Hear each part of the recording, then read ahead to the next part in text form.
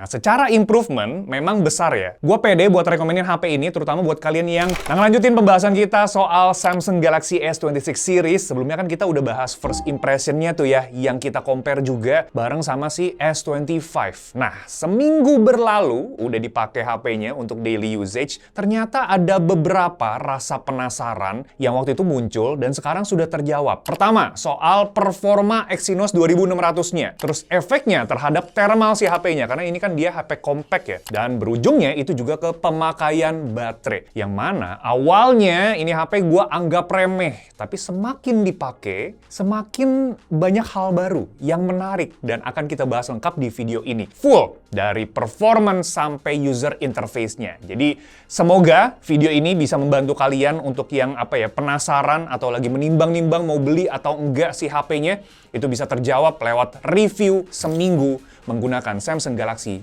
S26. Let's go. Nah, sebagai konteks rasa penasaran yang gue sebutin di awal soal performance, thermal, dan baterainya, itu berangkat dari keluhan gue sejak pakai HP-HP-nya Samsung dari tahun 2019.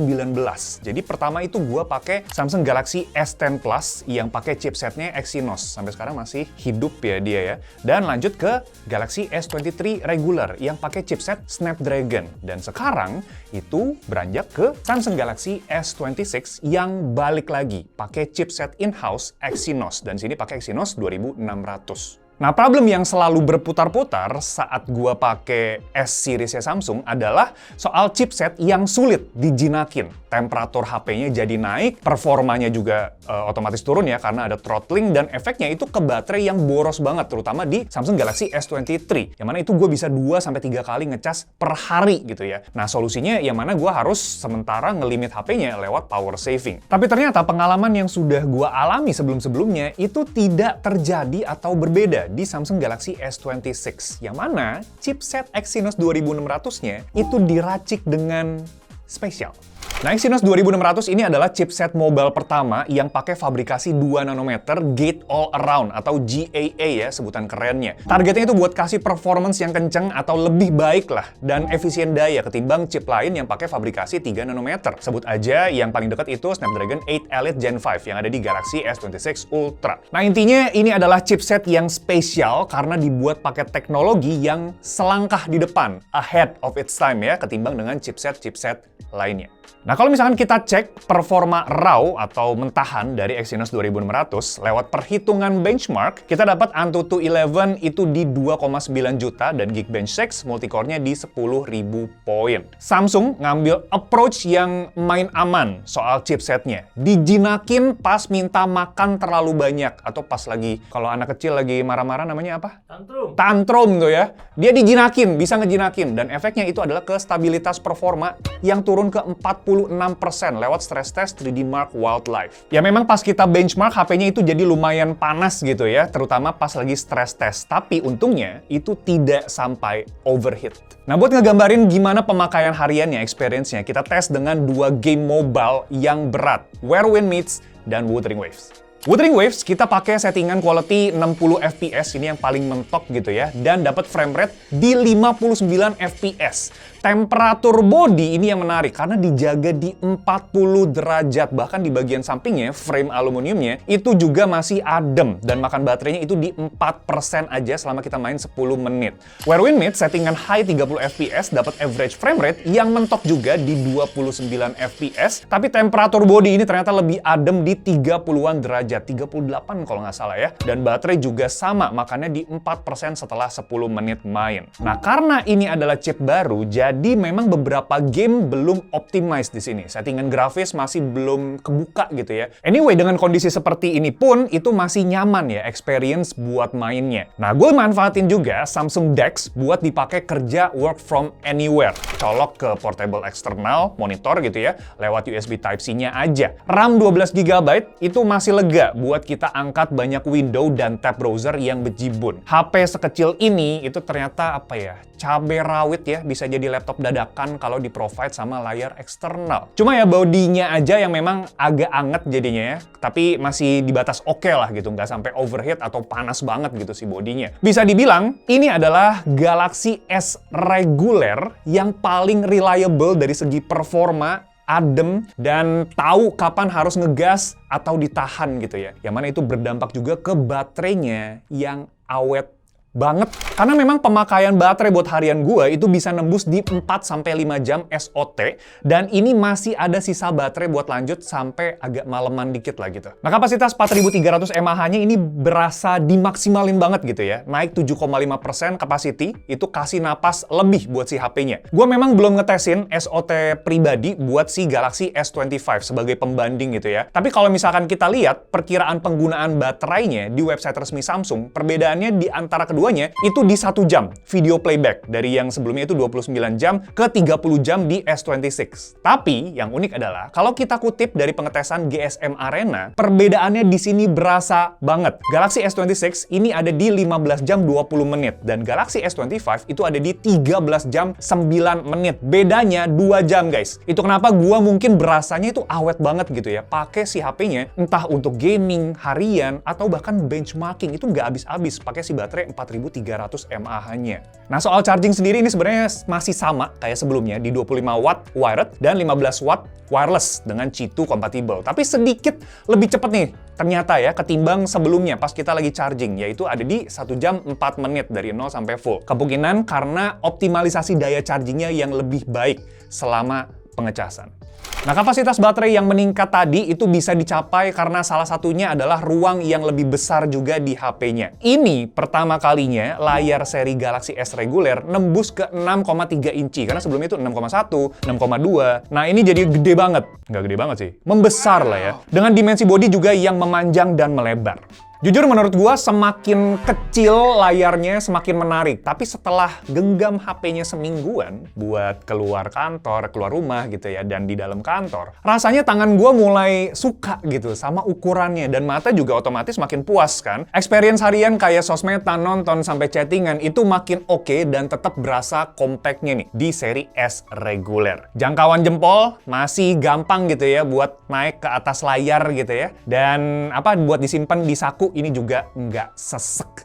Nah, soal layar, fitur-fiturnya kayak HDR compatibility Netflix itu dapat HDR10 yang HEVC dan AV1. Dan brightness sendiri di lokasi outdoor itu sebenarnya sama aja sama kayak Galaxy S25. Dia cerah dan nggak pernah kekurangan brightness walaupun kita pakai outdoor di bawah terik sinar matahari. Gua notice ada improvement di kualitas speaker yang lebih bulat di Galaxy S26. Ini subjektif memang ya, tapi treble-nya itu berasa on spot banget, terutama pas lagi dengerin lagunya Harry Styles yang baru, yang Aperture. Nah, sedikit soal desain, frame kamera yang berubah mirip sama Z Fold 7. Di satu sisi memang bikin looks-nya jadi premium gitu ya, gue udah sebutin juga waktu itu. Tapi, di sisi lain, pas kita taruh HP-nya flat di meja, itu dia wiggle banget, Pak. Bisa kayak nari-nari sendiri gitu, karena frame kameranya yang nimbul banget, dia tinggi ya. Jadi tanpa case yang nopang di bagian belakangnya, HP ini berasa gempa, Pak. Nah, memang saat ini udah banyak ya case yang dijual buat Galaxy S26 series. Mau itu resmi dari Samsung ataupun third party case. Ada juga yang nggak bermerek gitu ya, dan lucu-lucu itu udah muncul semuanya di online shop. Ini salah satu hal yang bikin seru gitu dari Samsung Galaxy S series. Bisa explore casingnya atau bahkan skin yang banyak gitu ya, udah banyak yang jual di online shop. Tempered glass-nya sendiri ini juga udah banyak di pasaran, kalian bisa langsung beli aja. Jadi pas lagi pesen, dia nyampe rumah itu barengan sama si HP-nya gitu. Jadi kalian nggak takut lah, nggak worry si layarnya kenapa-napa.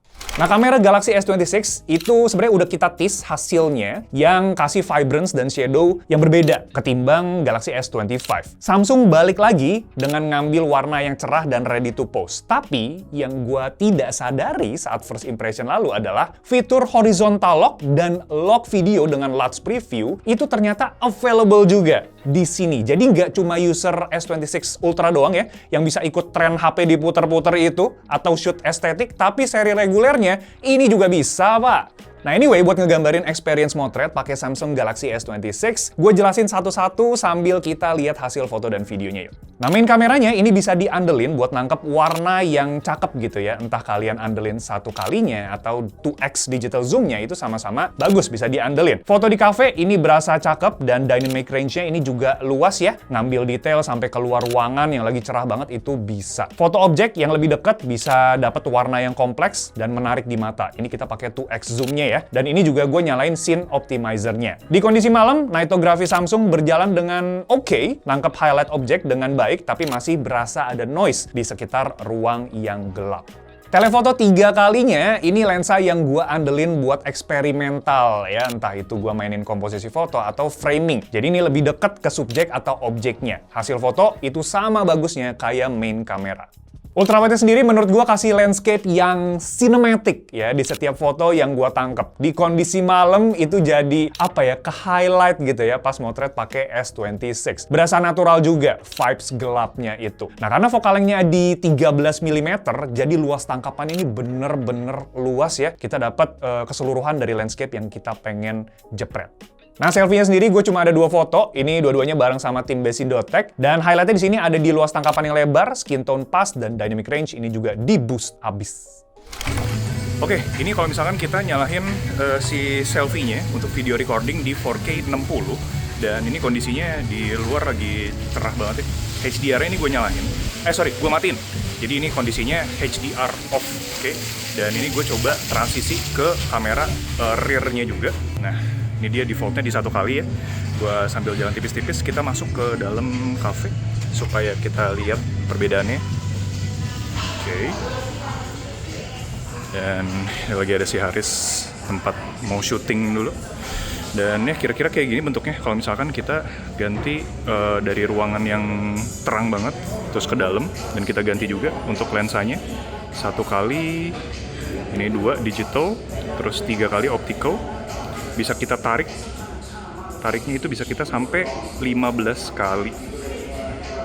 Nah ini perpindahannya kalau misalkan kita tarik lagi ke ultra wide. Gimana menurut kalian soal kualitas videonya? Terus di komen. Dan gak cuma yang seri ultranya aja yang punya fitur horizontal lock, tapi seri regulernya ini gue nggak notice pas lagi first impression kemarin, tapi gue happy banget karena fitur ini ada juga di seri lainnya selain Ultra.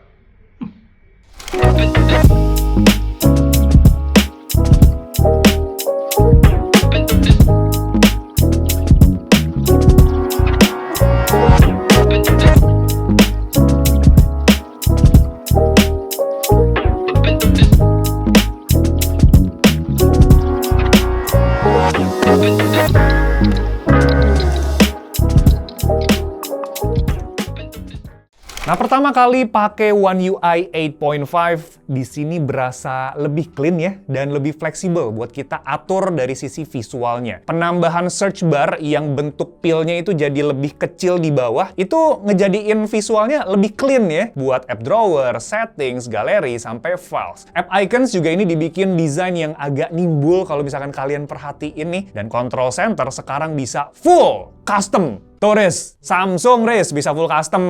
Jadi sekarang itu mau bentuk bulat, manjang ke samping, manjang ke bawah, kemana bisa Riz. Tapi ini tergantung lagi ya sama kontrolnya. Ada yang bisa di custom bebas, ada juga yang terbatas gitu. Dan animasi kontrol iconnya ini juga sedikit diubah gitu di One UI 8.5. Nah terus Bixby sekarang lebih pinter lagi ya dan terintegrasi sama sistem HP-nya. Dan bisa kita minta tolong buat ngecekin banyak hal soal si HP-nya. Misalkan informasi baterai HP, sampai kita minta Bixby buat atur pengaturan HP-nya gitu, dibukain settingan, dia juga bisa. Bahkan dia juga bisa bukain aplikasi gitu ya, dan pengaturan HP-nya untuk kita gitu. Canggih sih, tapi cons-nya memang kita belum bisa ngobrol pakai bahasa Indonesia. Jadi harus pakai bahasa yang lain, bahasa Inggris misalkan, atau bahasa Cina, gitu, bahasa Jepang, bahasa apa Riz?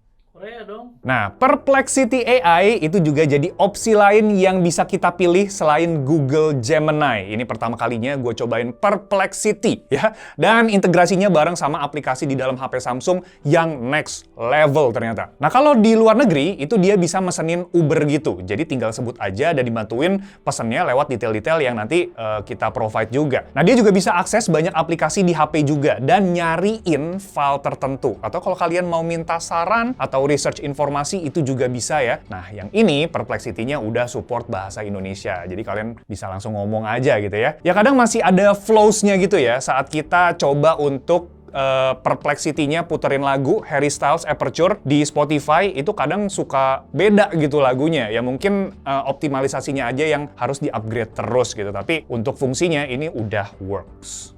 Nah, masih ngomongin soal AI, icon Galaxy AI di galeri ini jadi foto assist sekarang yang bisa kita cek 4 jenis editing tools buat otak-atik foto dari AI Razor, Move, Create, sampai favorit gue itu yang Style. Nah, kita bisa ubah hasil foto jadi berbagai animasi sampai karya seni. Bisa custom art juga, foto yang udah ada gitu ya di kolom foto, atau recreate keseluruhan gambar di kolom portrait. Dan ini hasilnya cakep sih, rapi. Memang AI generate-nya Samsung ini one of the best ya, hasilnya tuh bagus-bagus, Pak. Nah, masih ada banyak lagi sebenarnya fitur menarik soal One UI 8.5, tapi kalau misalkan kita bahas di sini akan panjang banget ya, mungkin bisa sejam sendiri. Jadi buat kalian yang setuju untuk lanjut review UI barunya Samsung di video terpisah, of course, request aja di kolom komentar.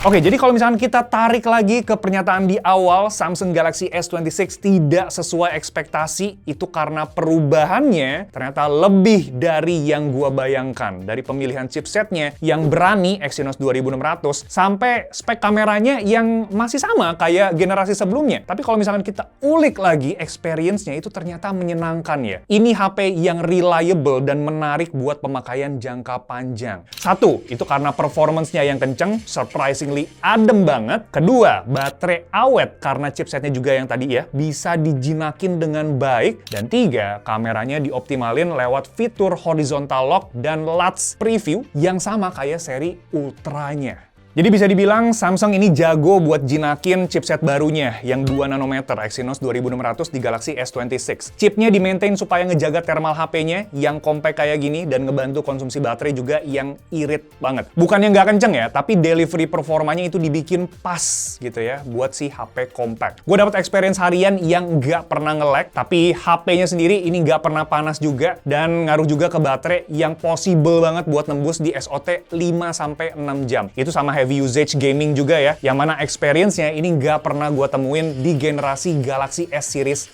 lainnya sebelumnya. Ternyata Exynos bisa adem kok. One UI 8.5 ini lebih fun, adjustment interface yang makin simple dan kostumisasinya juga lebih fleksibel. Fitur AI buat explore foto makin menarik dan fitur favorit gua itu kita bisa explore shot-shot estetik lewat LUTs yang turun dari seri Ultra ke seri regulernya.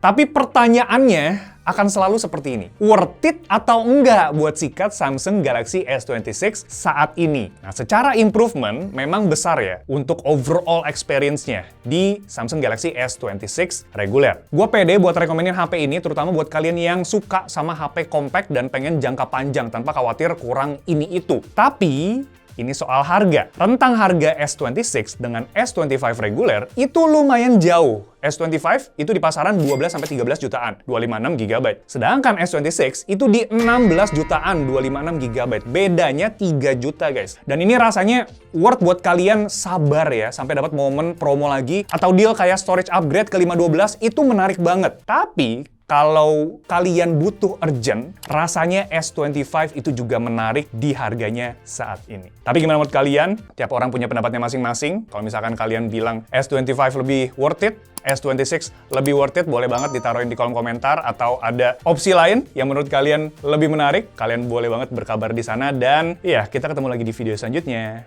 Thank you guys. Ciao, Bella.